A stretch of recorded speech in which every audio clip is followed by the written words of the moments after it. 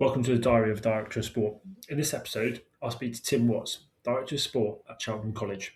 We speak about what the purpose of sports scholarships are, what they look like, and how you can navigate and manage those processes with parents, pupils, and other stakeholders. Thanks for listening, and don't forget to share or subscribe. We're there. Well, Tim, look, thanks for taking time to chat about the ever ever challenging world of sports scholarships and their purpose and their process, and I suppose the problems that arise with them. When people hear about sports scholarships, what do you think they assume, and what I suppose does that look like for you at Cheltenham College as well? Yeah, I think the assumption is fairly straightforward. It's elite performers coming into your school to make a difference, guaranteed first team places, professional pathways through whether it's sixth form, 16 plus, 13 plus. And I think the real one that most people assume is that sport becomes first over everything. Over academics, whether they're involved in music, drama, they're a sports scholar. That's what they do, and it gives them almost an incorrect identity within a school setting. That's really interesting about that identity, and I think when it comes to them being a sports scholar, it doesn't kind of exclude them from just, I suppose, adhering to the school, like the values that they have. 100%. We look for, if you're looking at 13 plus, we look for pupils who are going to offer us a minimum of two of our major sports, but then that could be alongside a rackets player, a swimmer, someone who's an equestrian, and things like that. So it's building a bigger picture. And I think the big thing for us that we have started doing in my 3 years there is looking at athletic development potential. Interesting. We're not just looking, as you probably when I was at school, the biggest lad gets a scholarship because he's going to make the immediate impact in your under 14 or your under 17, whatever it's second, first 15 rugby. Yeah, and that's interesting, and we've gone through that process as well around how do we define talent, or are we over-selecting over on early developers and missing maybe those late bloomers, and maybe I suppose there's an interesting one to talk about that in a second, and I want to kind of touch upon what should be the purpose of sports scholarships. Is it performance at participation? Is it widening access? Is it a mixture of both, or is that really down to like individual schools' contexts as well? Yeah, I think it's down to the individual school's context, really. As we know, there's schools have different views on scholarships. Is it to be the absolute elite? Is it to bring in pupils who are going to make an impact in particular sports? Is it the wider picture of the whole sports programme? I think the primary purpose for me, certainly as I say at 13 plus, is long-term development, both physical, technical and personal. I think that's really important. But also alongside that is setting the right culture for the sport within the school. The pupils' work ethic, what their standards are, they stick with their expectations. They do, they are role models for those younger pupils. And because we obviously have our own prep school, some of our sports scholars, senior sports scholars in the sixth form will go over and help coach, and they were there on Monday night. One of them assisted with the junior cricket nets and things like that, and I think that's really important. But I think probably equally important is widening the access. So yeah, performance does matter, and we all have to win, but it's not for me the be all and end all. It should be the outcome, the process. A sports scholar shouldn't be the sole purpose of getting you wins. And what at Cheltenham College, what does your scholarship program look like, I suppose? And again, lots of schools do it differently. I know lots have fee reductions, some don't. Yeah. So I suppose, what does it look like? Your how do you support your scholars? Is that through that coaching, that S&C, that mentoring, and I suppose do you like, do you have potential like fee reductions, or are you completely like not that way as well?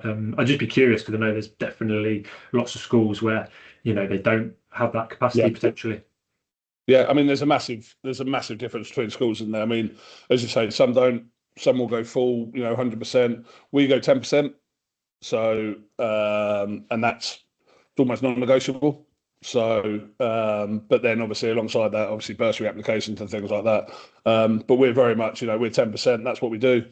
13 plus when you come in at third and fourth form, so year 9 and 10, you're part of the sports award program.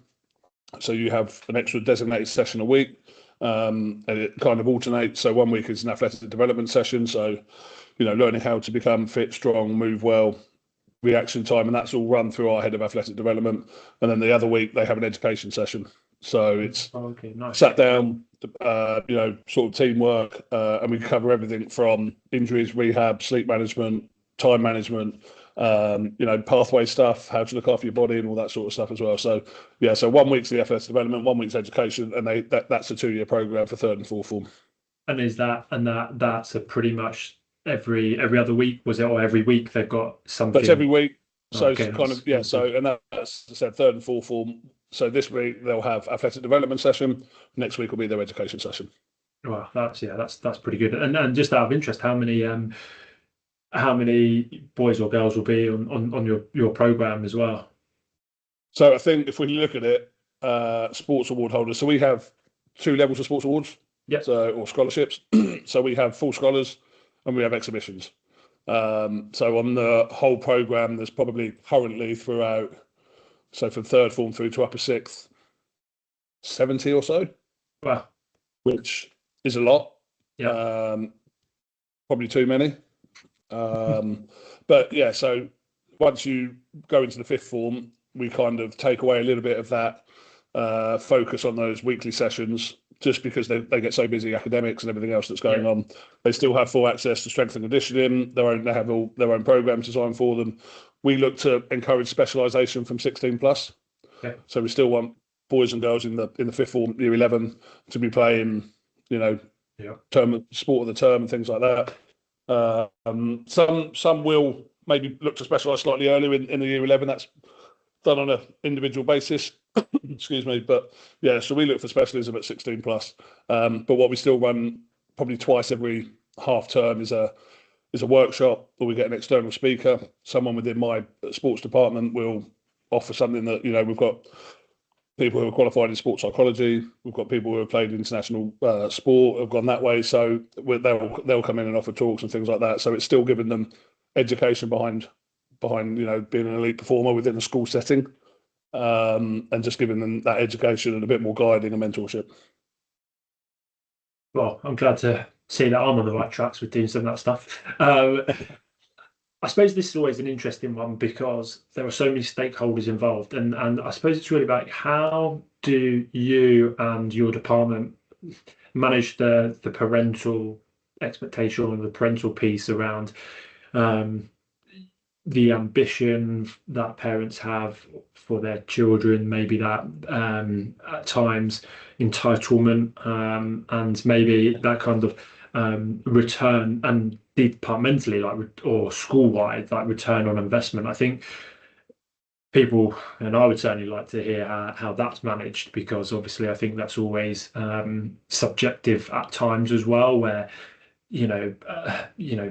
parents or carers or those that have gone through this process, there is going to potentially be an element of failure. So I wonder just like, how do you manage it, and how do or your staff?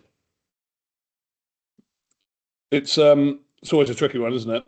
It's we're in, obviously, where we are in a high fee paying school. Parents want every ounce that they can get, which I can fully appreciate that. I say to some of my guys at times, because they're paying for their child's education at Cheltenham College doesn't make them the chairman of selectors. But I think, for us, we're quite explicit on that the scholarships are developmental; they're not a transaction. Okay.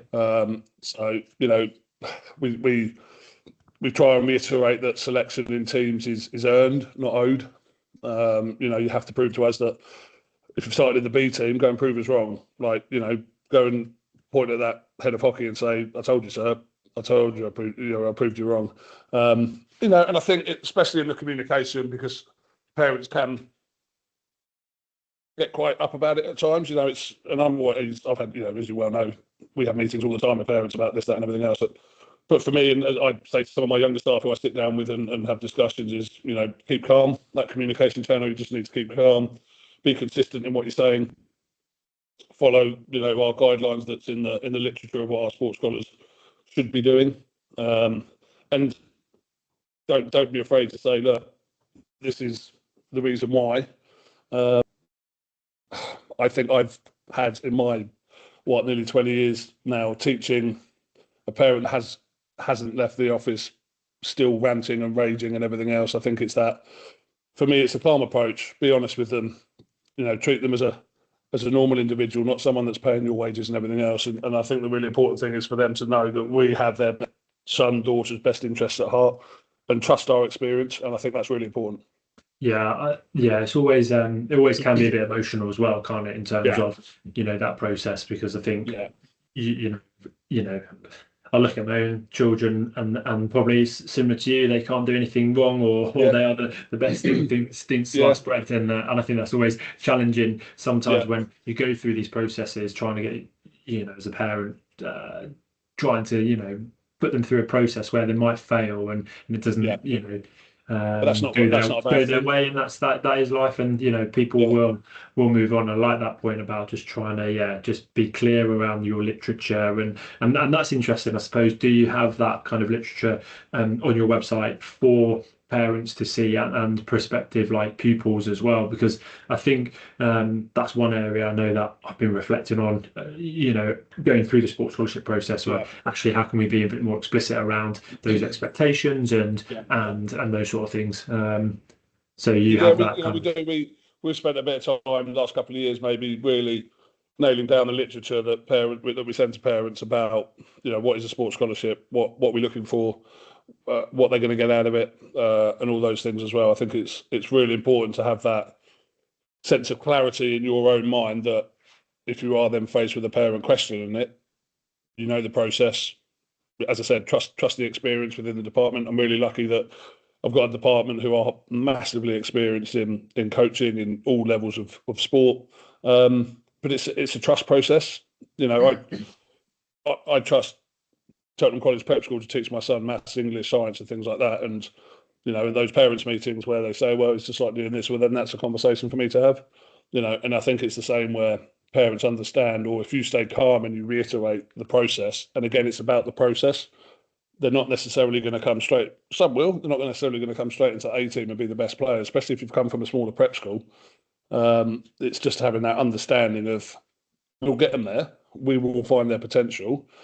Now, whether that's A or B team, there's no issue in that. But if they're going to be the best player in that hockey team, then we'll bring it out of them. So, and it's just again, it's having that being consistent in what you're saying, trusting your process, and just keeping calm in those conversations. Yeah, yeah, definitely. I suppose this kind of comes round to keeping calm in conversations, and maybe in terms of trying to stay calm when you come across an ethical dilemma, I suppose, around scholarships and the recruitment, and or the poaching, or the trials and the promises, and maybe that transfer market. Because I think with VAT it's definitely added, obviously, an incredible amount of pressure on schools, and there's been lots of schools that have closed and staff have lost their jobs, and I think Yeah, within sport, where and music and drama, where scholarships are, that for parents, fee reduction, and for schools, if it means we can get the best talent in, um, they may do that. hmm For me, a lot of that is about those ethical areas, as you say. It's about the language we use from a recruitment point of view. Mm. So it's about, we're not implying future. We're not going to say to you in 3 years' time your son could be Gloucester Rugby and this, that, and everything else. We can't imply future outcomes because we just don't know. It might be that we select a scholar at 16 plus, and I've had it, and a week in their first week rugby training, they've done their ACL. Yeah, yeah, So I think it's really important that the recruitment language not isn't necessarily implying the future outcomes. And those informal approaches that we all know that happens, that everyone denies on the touchlines and everything else, is always going to take place. But I think from our point of view, and what I would hope that my staff do, is that we don't say to a parent, this is what we can do for your child, and get them there, because you just don't know. And it's And having that transparency. and how, in your experience, would a director of sport or someone who's overseeing, even, their program for whatever Yeah. sport, navigate that poaching element from other schools if it happens? Tongue in cheek, of course. Or you know how or if you've heard of stories where it has happened, how have maybe other schools kind of managed through that process? Because obviously, I think there is a code of conduct amongst schools, but Yeah. obviously is a free market at the same time as well. And I suppose kind of how because how would you advise a director of sport to try and manage that if you sort of knew that may have happened? So yeah, so I've had those conversations where I've heard and things like that, and I've gone to the head. So, and our head's brilliant. She'll pick up a phone and have a conversation, because amongst HMC schools there are those ethical protocols and approaches, things like that, and my head is brilliant about, thanks Tim, really appreciate that. I'll pick up the phone and have a conversation with the opposing school's head, and then it's left there. So it kind of takes those difficult conversations away from me ringing you up and saying, what's going on here, blah, blah, blah. And, because it's always going to be, well, I didn't do it. Yeah. Well, and for it to come from the top means it's been, in my opinion, it's been dealt with properly. It's been dealt with in the correct channels. And both heads are aware of an accusation or whatever you want to call it that's been made. Yeah. It's a challenging one. I think particularly, and again, I think my personal view on it, and I suppose for me, I always think that if when you go and speak to other staff or even students, I think they're probably the biggest advocate of this. When they may lose a match, they go, "Oh, but they're all bought in." And or you go to another school and we played them, but they buy in all their scholars. And I think that's very defeatist and quite actually Yeah. pessimistic. I actually think again, this comes back down to the why. Why are you offering sports scholarships? Because if it's about widening access, or if it's about improving performance, or developing potential, then actually Yeah. you can turn it around and go, actually, yeah, do you know what? We do offer lots of scholarships, but that's because we're developing potential and we're widening access. And do you know what? Yeah. I had it with a student who went from my first school to Cranley on a full scholarship, state school to an independent school, and Yeah. supported through that scholarship and bursary, and I think that changed his life, and Yeah. and I think that's I think maybe the language around scholarships probably needs to change as well, because no one really Yeah. says that when you offer someone an academic scholarship and they go, oh well, Exactly. oh well, they only got those grades because they brought everyone in. Well, they still have to work hard. Yeah. They still have to train, or they still have to revise, and all of those things. So I Exactly. think maybe Yeah. as a sector and a subject, we could probably be a bit better on that, and Yeah. just No, accept it for how that's a it really good is. point. Yeah. Um, I've never looked at it like that. That's a really good point. Academic scholars, when as soon as those league tables were announced, well, they've 80% of those upper sixth were bought in for. Yeah, it's true, isn't it? Because no one thinks, and yeah, it's a bit like going back to those difficult conversations with parents. Do heads of department of academic subjects, when they move a lad down a set because the pace is slightly slower, which is going to benefit them, do they get a phone call from a parent saying, "Why's my son being moved down?" Blah blah blah, this, that, and everything else. It's a minefield. yeah, and I think it's just trying to navigate those conversations. How with your sports scholars, because they would have been pulled in lots of different directions, and I suppose like all sports scholars, how do what does managing their workload look like as well? Because I think in lots of schools, and particularly potentially independent schools where there is an abundance of co-curricular activities and all of those things, Yeah. but they're also, and other heads of departments will be going, well, this student, they are, one grade behind on where they should be, or etc. And I suppose, how is that through your scholarship program, or is that through yeah, how is that managed, I suppose, for them? So yeah, the kind of the academic well-being, I suppose, of pupils is really managed through what we call HUSMs, housemasters, housemistresses, and tutors. So tutors play a huge role. They're kind of the first point of contact for parents from an academic point of view.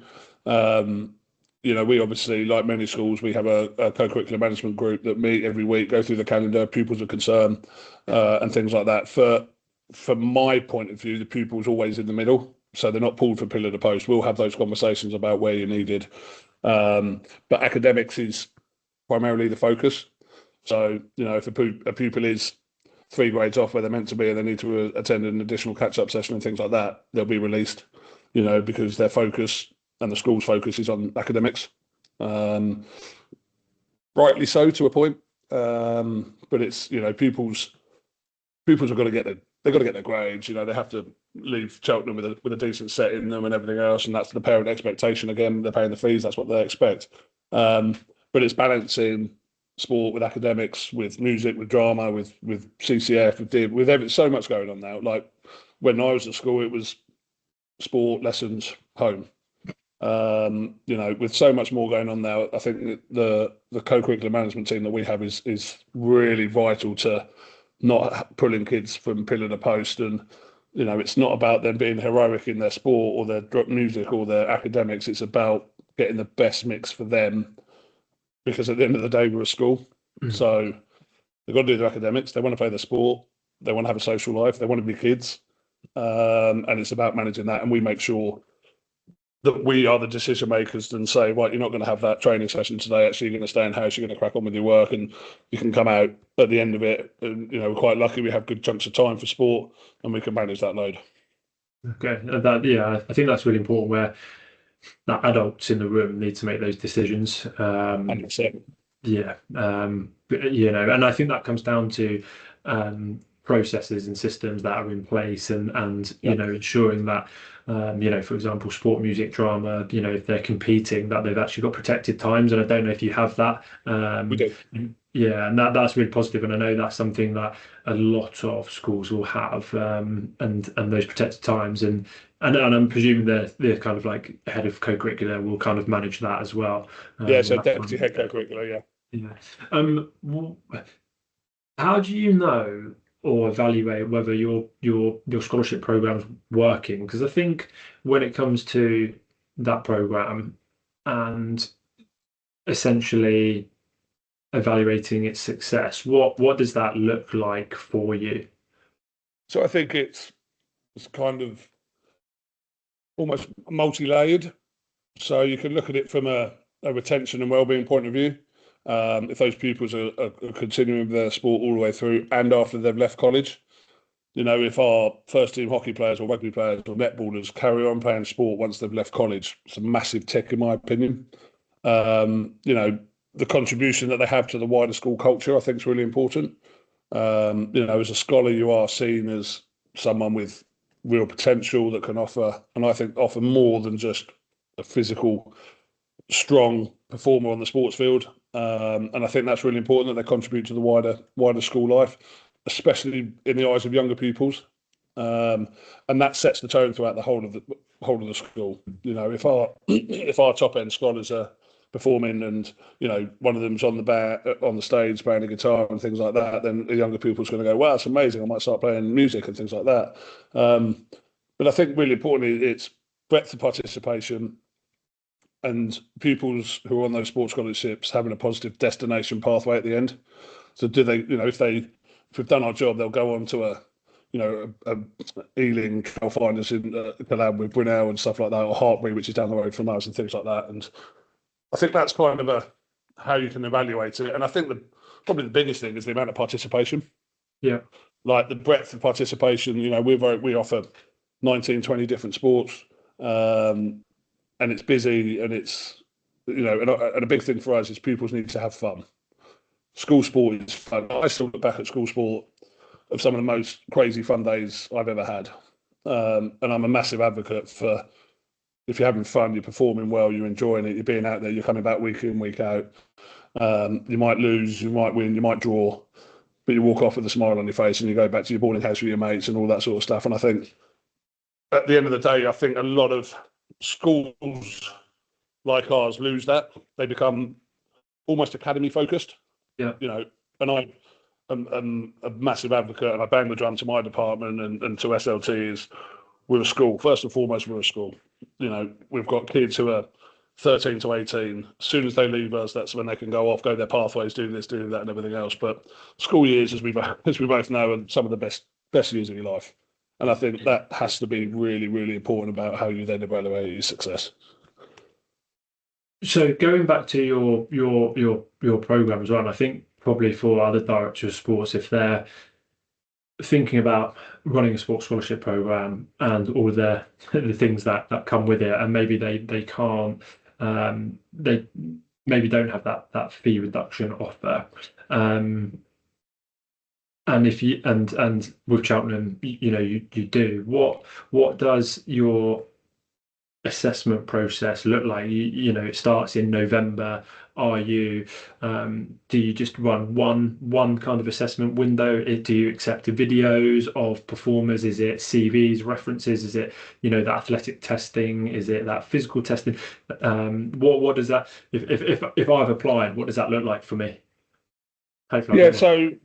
so 13 plus, 16 plus are kind of, are similar. So 13 plus, all pupils are assessed in our core sports. So traditional, the core sports, rugby, hockey, cricket, netball, tennis for the girls. And they will join a games afternoon. In the morning, they're in from 8:30. We do athletic development testing. But we don't necessarily focus on who can do the most push-ups, who can do the most sit-ups, who can, run until they collapse in the bleep test. So we look at more agility-focused stuff, coordination stuff, power-based stuff, simple core movement and things like that. What we do for 13 plus, we actually put them into teams. So it's not the focus isn't on them, and we announce at the end of that morning session the team that's won. We don't say you were number one, you did this, you did that. So it relaxes them a bit. And I always do the introduction, and as much as I can tell them that you're here for an assessment, try and forget about that and have fun. You see them 5 or 10 minutes into it when they're in a team, and actually you can then recognise those that are taking a leadership role, those that are actually going to shy away a bit, those who will be quiet but go about their business. And that we've added that in the last couple of years, and it's been a massive game changer. Yeah, that's interesting, especially that incorporate them into your games afternoon as well. Yeah, Yeah, I think is that just so you can just see where they might sit within that group and just get a bit of a comparison as well. Yeah, I think that's interesting, and I suppose it probably puts them a little bit at ease because they probably know some of those kids as well, or yeah, might be exactly. thinking they're going to be my peers as well. Yeah. Um, I've got one last real question, I suppose, and I suppose if the director of sport is walked into their department and their head or their SLT go, we're going to offer sports scholarships. I want you to get a program together in 90 days before we Yeah. do the assessments in January, February time. What are the top three things? There might be more, but what are the top three things that you would recommend they need to get right and have or include? Yeah, I mean, that's a really good question. I think the key for me, and this is probably the question when you sent them through earlier, was the one that I spent probably the most time thinking about, having kind of reviewed and processes that we do at college is, I think the first thing we need to clarify the purpose and the language behind what scholarships are. So what are the aims? What are the parent communications? For me, that then sets in stone the process that we're going through. So making sure you have clear idea, clear understanding of this is our process, this is what we're going to do, this is how we're going to deliver it. And I think that needs to be sent to parents, potential prep schools, and things like that. I think the second thing is probably have a review or look at the support that we can offer against the expectations that parents would have. So what are pupils actually receiving? You know, they get the discount, but what else do they get? Discount's great. Parents love it, but what are we doing for them? My son's a Yeah. sports scholar. What are you doing for him? You've said that he's got potential. You're giving him the award. What are you doing? And again, we send home. I write to parents start of every term with the program that my head of sports awards program writes, and parents have a full overview. They know exactly what's happening on this date and this date and this date, and that's been really well received, and actually has reduced parent emails into my inbox about the process by almost none. Yeah. So I think the most important thing for me is we need to, and we still need to do it, is introduce structured review points. So because you were the best 13 plus doesn't mean you're the best 16 plus. And it has to be developmental. So it has to be a small shift in clarity that says that 13 plus we deemed you with this, but actually review points through the course of that 3-year process, you're now nowhere near. And I think it's always going to be a real hard discussion with a head and a bursar to say, I've got 6 pupils here who we gave scholarships to in 13 plus who now are playing 13 rugby, 14 hockey, not playing at all, Yeah. not contributing to the wider program. Can you write to a parent and say your 10% discount's gone?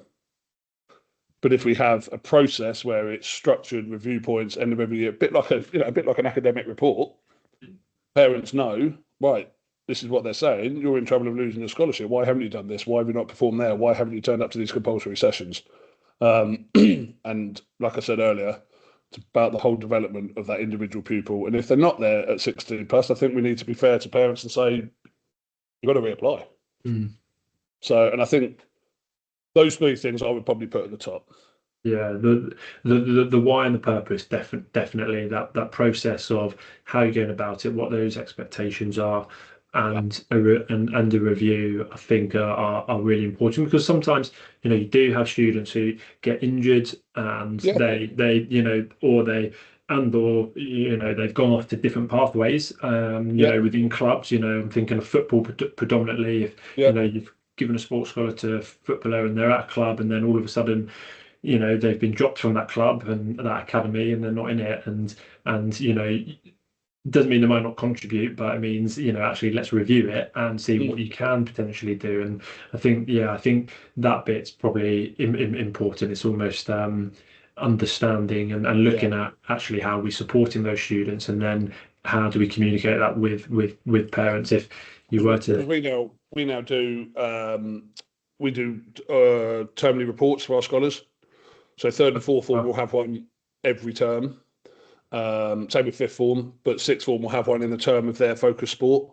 So if they're a boys hockey player, they wouldn't have got one last term, but they'll get one this term. And parents, I've had so many parents write to me saying, this is brilliant, thanks to that, we didn't realise they were. And that's also honest conversations to say, actually, little Johnny, he's been a little bit lazy in training. He hasn't quite reached his peak where he should be. He's on the borderline now of A and B team, or it's exactly where they need to be. It's the process that we're going through. Their outcome, they're great. They're shining. They're at every session. And parents have caught me on the touchline saying, "Thanks so much for his report. We've given him a clip round the ear." And you see him come back in the next term, and they're working hard and they're engaging. They're not being a little pain in the backside and things like that. And that's been a really positive introduction. That's really, yeah, that yeah. There's so much to do, is not to do, but there's so many elements and layers to it to try Yeah. and make sure that actually because identifying talent is inverted commas is so hard, right? Because Yeah. of that maturation and the early access for some students. And I think about that one student I had at my first school, where actually it was that physical potential that he had, and he was he was really coachable as well, Yeah. to go and access the provision down at Yeah. Cranleigh. So yeah, The heads of sports eyes always light up when a massive 13-year-old walks in the sports hall. But wow, yeah, they can do it. They're going to be my goal shooter or goalkeeper or yeah, first team hockey goalkeeper at 3rd form and stuff like that. And and I think we obviously use Socks as well, which is a great platform. And on there has the analysis tab. yeah, And my department are tasked after every fixture to give them a score. Like, pupils can't see it; it's not pupil facing, but it gives us so I can go back last year and see how Jemima in the 18 netball performed in all of her fixtures, but by the scores that the director of netball, her coach has given her, and then that just forges another discussion point with the parent. Nice. No, okay, no, yeah, it's a great platform. That is, Yeah, it's a great platform for things like that. yeah, Tim, I won't keep you any longer. I really appreciate no your problem. time Yeah, and your answers on this process, because it's very convoluted, it's very emotional, and it's definitely very tricky as well. yeah, I bet. So I appreciate that. Thanks a lot. no problem at all, James. Absolute pleasure, and I'll hopefully catch up at Panthers conference.